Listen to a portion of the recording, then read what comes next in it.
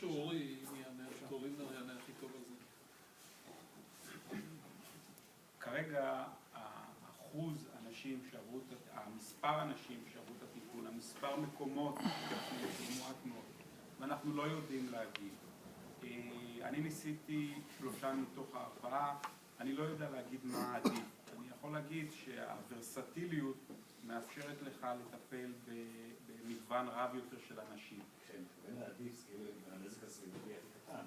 תראה, בכל הטיפולים שאני השתמשתי, הנזק הסביבתי הוא מאוד ממוקד. עכשיו, אם אתם שמתם לב, בתוך כל האינפורמציה הרבה, בגדול אני מטפל ב9 cc של הרמונית, בעוד שהרמונית ממוצעת היא בין 40, להכי גדולה שאני טיפלתי בה עם טיפול ממוקד, זה היה 180.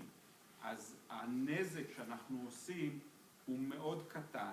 החוכמה היא לפגוע במפגע, בסרטן, ולהשאיר את הכל מסביב תקין. הפגיעה הסביבתית שאני זיהיתי, ושוב, צריך להבין, אני טיפלתי בפחות מ100 אנשים, אז זה נחשב להרבה מאוד בעולם, אבל זה לא הרבה בכלל יחסית למספר. הנזק הסביבתי הוא מינימלי, והתופעות לוואי הן מינימליות. עכשיו, אפשר לנתח אחרי זה גם. כן. אם צריך. כן, כן. אני ניתחתי ספציפית את החולים, וגם רובוטי, גם פתוח, גם אחד דבר ברכיתרפיה. זה לא מפריע לשום טיפול. מה הכותר העלומה של הלייזר שאתה מקרין? והשאלה אם כשאתה חודר לתוך ההרמונית, אתה לא פוגע בדרך, ברקמות בריאות. פוגע ברקמות בריאות עם מה? עם הקרינת לייזר שאתה... לא, הלייזר הוא ממוקם, הלייזר הוא בקצה של העסק. אתה חודר עם סיב? אתה חודר עם מחט, דרך המחט, זה מאוד טכני, אתה שואל שאלה מאוד טכנית. אני חודר עם מחט, דרך האור, זה כמו להכניס מחט שברכיתרפיה מכניסים 80 מחטים לפעמים. אני מכניס 4-5 מחטים כאלה דרך האור להרמונית. הקצה עצמו של הסיב זה 0.5 סנטימטר, זה מה שעושה את הנזק, 0.5 סנטימטר, וספציפית אני לוקח אותו אחורה כדי לחסות מהבסיס עד הקצה, עד האפקס. אבל הנזק הסביבתי הוא מועט מאוד, מועט מאוד. בבקשה. אם הבנתי נכון, אמרת שהשיטה שאתה מדבר עליה בעיקר מתאימה לאנשים שה-PSA הוא מתחת 10 וגליסון 3+3. מה לגבי אנשים שהנתונים שלהם שונים?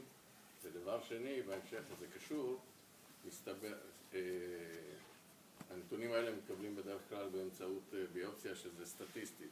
בסוף אתה מגלה שבפועל הגליסון הוא לא 3+3 אלא 3+4 או יותר. מה אז השיטה, אם היא מתאימה? קודם כל זו שאלה מרתקת. אני קצת אעביר את הסוגיה. האדון אומר, ובצדק, אתם לוקחים בצורה עיוורת דגימה מההרמונית, מה שמתקבל אתם מתייחסים לזה, אבל כשמוציאים את ההרמונית, לפעמים מגלים משהו אחר. המעניין בשיטה הזאת היא שה-MRI, התעודה המגנטית, זו שיטה מאוד רגישה לגלות סרטן, אבל היא לא רק רגישה לגלות סרטן, ככל שהסרטן אגרסיבי יותר, התמונה שלו ברורה יותר. ולכן, כשאני רואה משהו, וזה הביופסיה החכמה, אני לא מטפל על עיוור, וגם צריך להתחיל להתכנס לקראת הסוף, אבל לסבך את הסוגיה, אין PSA נמוך שאין בו סרטן, ועד 20 יש NPSA שיגיד לך זה רק סרטן. כלומר, בן אדם גם עם PSA 20 זה יכול להיות סתם הגדלת טבע של ההרמונית. אבל יש קורלציה בין Free PSA ו-PSA. בוא, זו סוגיה מאוד מסובכת, זו הרצאה בפני עצמה.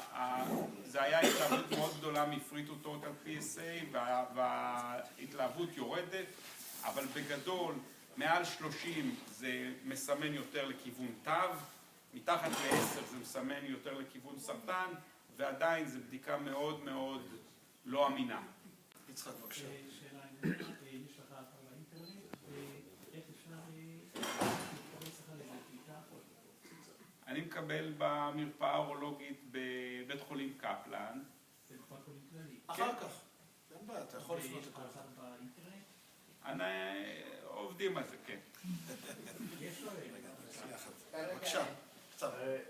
כרגע יש לו בארץ. שאלה לדוקטור לינדר. בבקשה. קצת בלבלת אותי בנושא של האולטרסאונד. בהתחלה דיברת על האולטרסאונד כמכשיר, ובוא נגיד להתסיס תאים סרטניים, בוא נגיד לחסל אותם מבחינת ה... אז יש הרבה אופציות. אולטרסאונד זה תדר קול, אבל התדר קול יכול להשמיד, והתדר קול יכול לצלם, והתדר קול יכול לאבחן אישה בהיריון, ויכול לעשות מיליון ואחד דברים. ועכשיו תסביר לו. אנחנו רוכשים לבית עכשיו אולטרסאונד, נכון?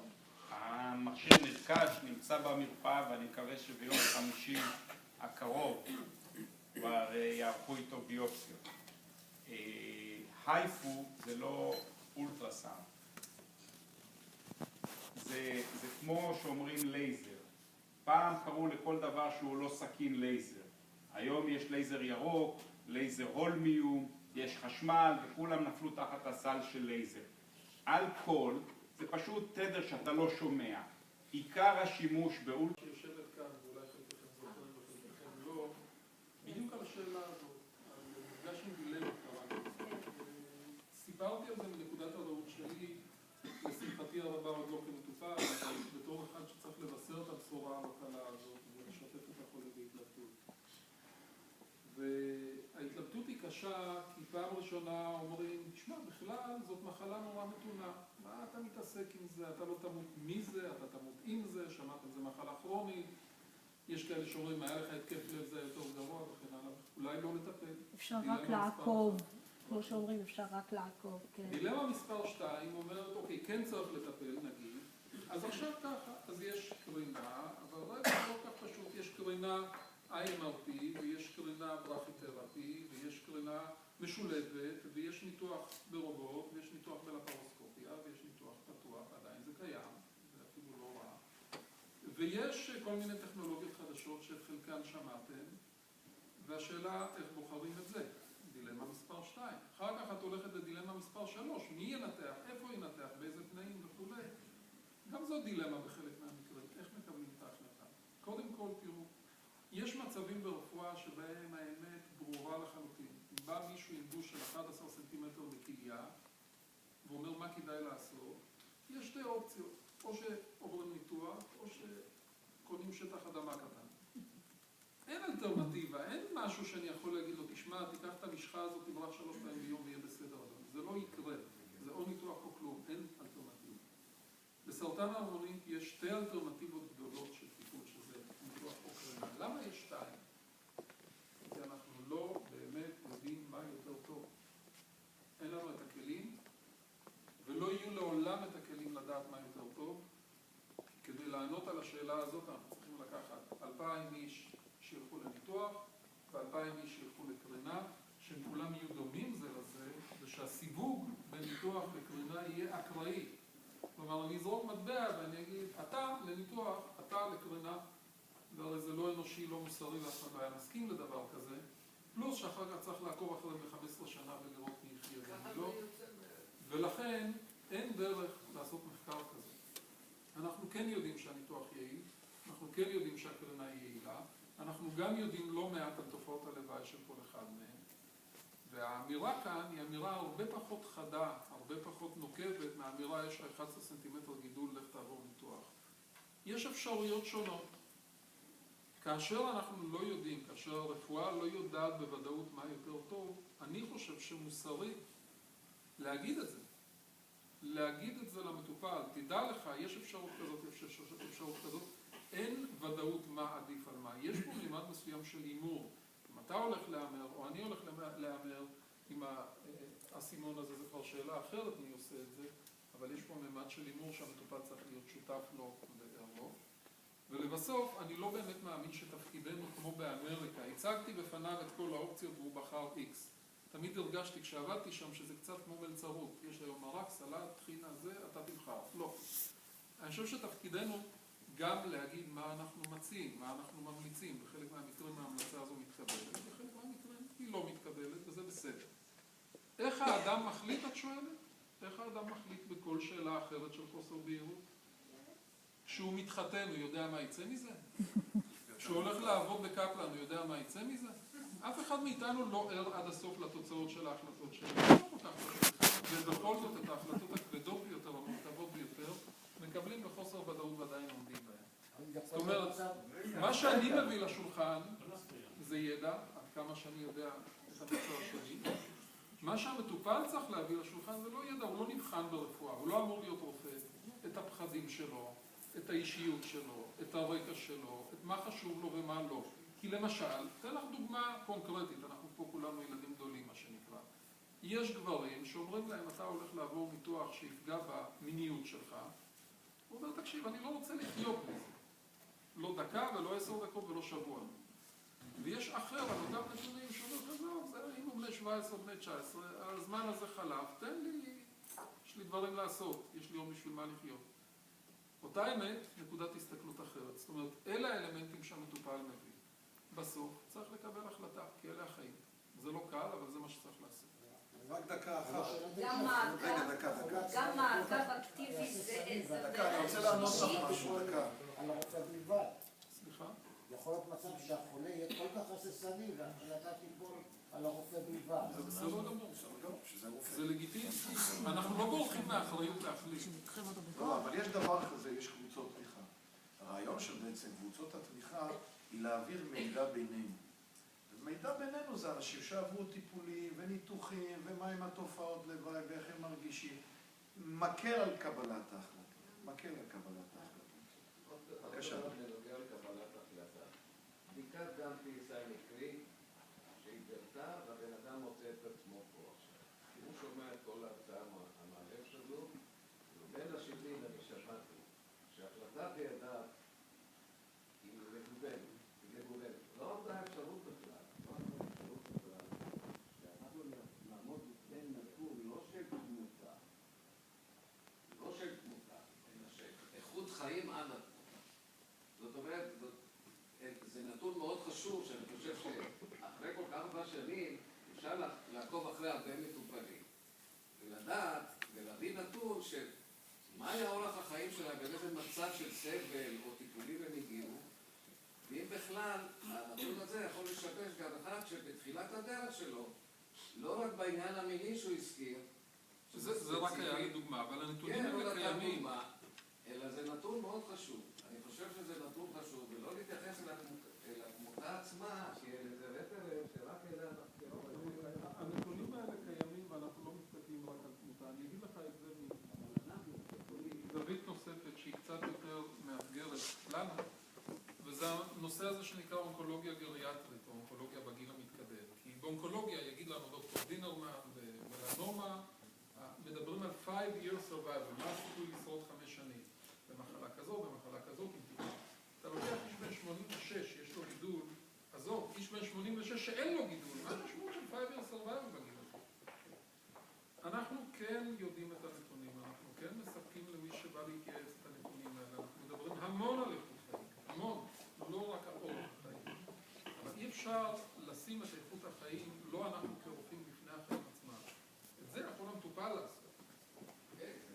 זה מקומו של המטופל, לבוא ולהגיד שעד כאן. דרך אגב, כמעט ואף אחד לא בוחר בעד כאן, כולם רוצים לבדוק. שאלה לדוקטור לינדנר, לגבי השיטה שאתה מדבר עליה. ציינת שלך באופן אישי יש ניסיון של כ-100 מקרים. מה הניסיון בעולם בכלל, מעבר לניסיון האישי שלך? שוב, הניסיון הוא לא רע, יש מספר טיפול פוקלי, טיפול ממוקם בסרטן ההרמונית. כרגע הניסיון מתחיל להצטבר במעט מאוד מרכזים של מצוינות. יש בשיקגו מרכז, יש ב-NIH מרכז, בניו יורק מרכז, בבלגיה מרכז, בטורונטו מרכז. אין המון מרכזים. כשאתה שואל כמה פציינטים, פחות או יותר, טופלו בשיטה הזאת בכל העולם, אנחנו מדברים פחות מ-1,000 תחת מחקר. כמה אמריקאים שילמו ממיטב כספם ועשו את זה בצורה לא מבוקרת, כנראה גם כן בסביבות עוד 1,000. אז אנחנו מדברים על בסביבות 2,000 חולים שטופלו בצורה פוקלית. מה אחוז ההצלחה? בערך 75%. אבל יש בעיה קשה בהגדרת הצלחה, כמו שהראיתי. אם אם הכוונה היא להרוג את הגידול שכיוונו אליו, זה הצלחה אחת. אם להעלים את כל הגידול מההרמונית, איך אני יכול להעלים גידול מצד שמאל של 20 תאים שאני כיוונתי לצד ימין? לכן יש פה בעיה עם השיטה, זה לא פשוט. זה מה שחברת סטבה עושה? זה בדיוק, חברת סטבה היא למעשה, אדון פה שאל על חברת סטבה, זה חומר שנקרא טוקד, או טוקד סוליובל. זה חומר שאני עבדתי איתו גם בטורונטו וגם עכשיו במכון ויצמן. פותח על ידי פרופסור אביטור שרץ, שעובד עם המחלקה בצמידות ובקשרים מחקרים הדוקים. החומר הזה, כשמאירים עליו בלייזר, הופך להיות מאוד רעיל, כמו שאמרתי. ומה שעשו באירופה, זה הזריקו את זה לווריד, הכניסו לייזר להרמונית, לאזור שמצאו בו את הסרטן, והעירו. ועכשיו אנחנו מחכים לתוצאות של המחקר הגדול שנראה. אנחנו במקביל בודקים את זה, זה לא אושר לטיפול בארץ, עדיין, ואנחנו בודקים גם אספקטים יותר מתקדמים, שזה אם אנחנו יכולים להשיג מחלה שהיא קצת יצאה מההרמונית על ידי טיפול בחומר. אבל זה אחד מהחומרים. החומר הזה רץ רק אל התאים הסרטניים? לא, החומר הזה רץ בכל הגוף. הוא נהיה רעיל איפה שאתה מעיר עליו. סליחה שלא הבנתי משהו פתאום. מה שאמרת עכשיו על הפוקלי, זה מה שאמרת שעם החימום וכל זה? גם. אתה גומר את הסיפור, בעצם אתה רואה אותו, הוא ועוקב אחריו. ואתה רואה ואתה משמיד את הכל. לא את הכל, את הסרטן. את הסרטן. זאת אומרת, אתה משמיד את כל התאים הסרטניים ואתה רואה אותם תוך כדי עבודה. מה שאני רואה. עכשיו אתה אומר שאם עבדת על צד ימין אתה לא רואה את צד שמאל או שאני טועה? אתה לא טועה. אני לא אמרתי שאני רואה את כל התאים. אני אמרתי שמה שאני רואה... שהדבר הזה מבשר דבר טוב. זה עדיין אבל לא אומר לי איפה המחלה נמצאת. זה אומר לי שיש מחלה, ה-PSA היה 0.00, 0.03, והגיע ל-0.4 לצורך העניין, אוקיי? זה מה שנקרא כישלון ביוכימי, אנחנו יודעים שהמחלה חזרה, אין פה ספק. איפה המחלה נמצאת אנחנו לא יודעים. במשך שנים השתמשו בקינטיקה של ה-PSA, קצב העלייה שלו כדי להגדיר האם המחלה היא ממוקמת, חזרה באזור שבו היה ניתוח, או אם מדובר במחלה סיסטמית, כלומר בגרורות שאותם לא ניתן לגלות בדימות. ומדברים על קצבי הכפלה של PSA, לא ניכנס לזה, זה תחשיב די מורכב על מתי זה כך ומתי זה כך.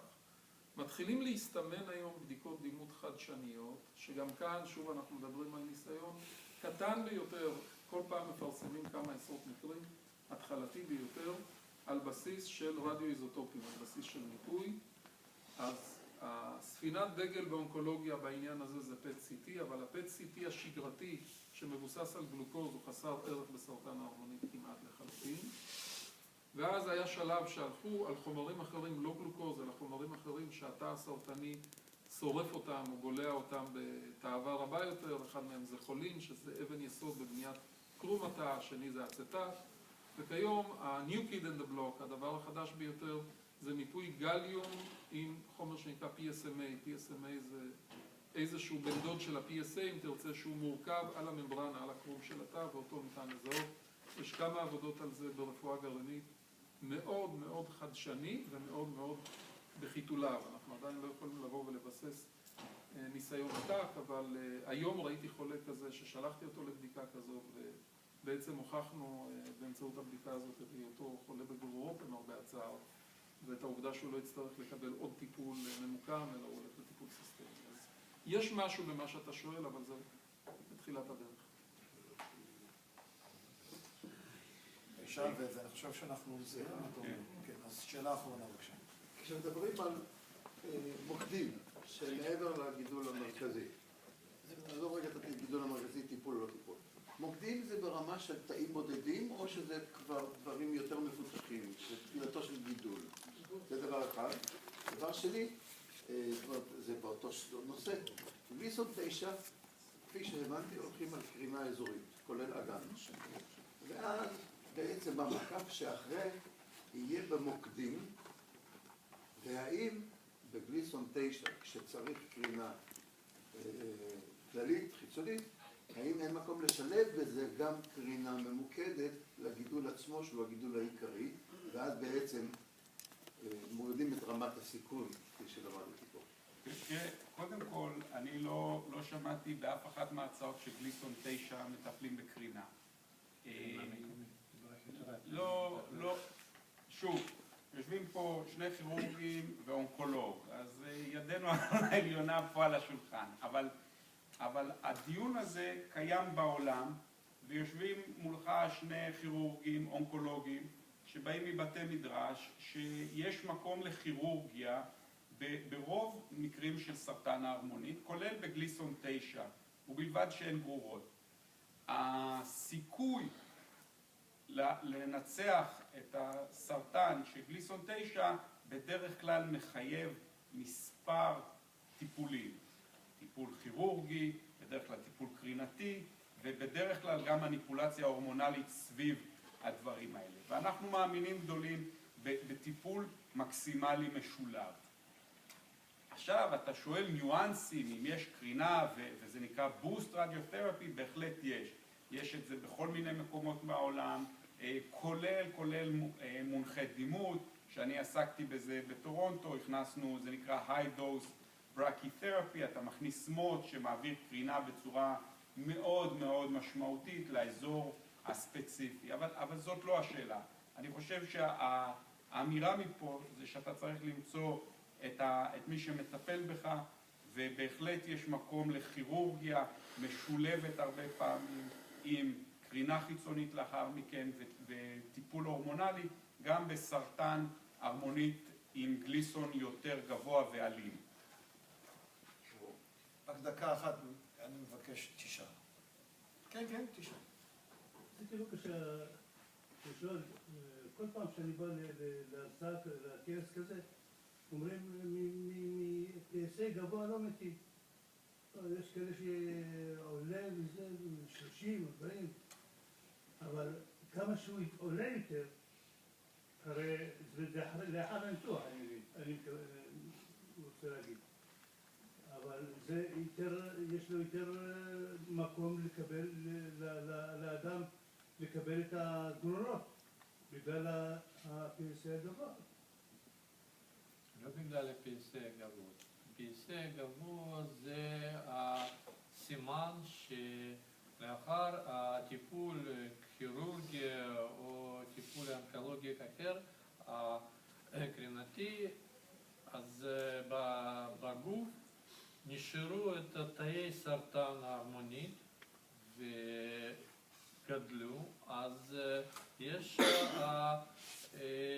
תאים שמייצרים את החומר, ואז זה אומר שיש לבן אדם הגרורות שעל סמך ה-PSA, וש-PSA עולה או יציב או יורד, הרופא יכול לראות לנחש את הטיפול שלו, האם הוא מצליח להקטין את המחלה, האם הוא מצליח לעצור את המחלה, או הטיפול שמקבל הבן אדם להיום, לרגע הזה כבר לא יעיל, וצריך להעביר לטיפולים האחרים.